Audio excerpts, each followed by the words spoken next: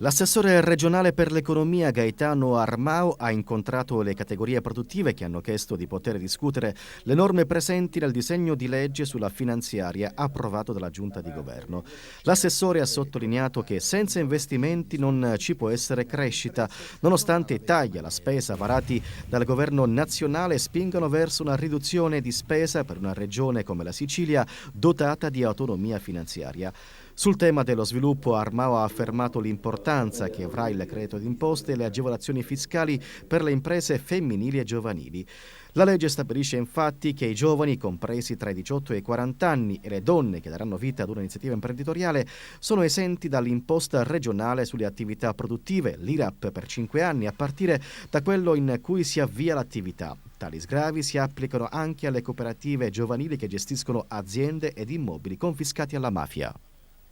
Abbiamo puntato direttamente alla crescita con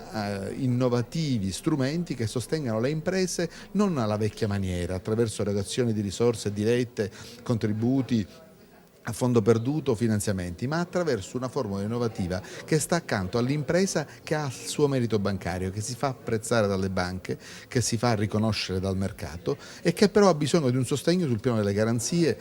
sul piano della credibilità per effettuare quegli investimenti. Ebbene, la Regione mette a disposizione 500 milioni di euro di patrimonio costituiti in fondo che affiancheranno le imprese nella richiesta di risorse per investimenti.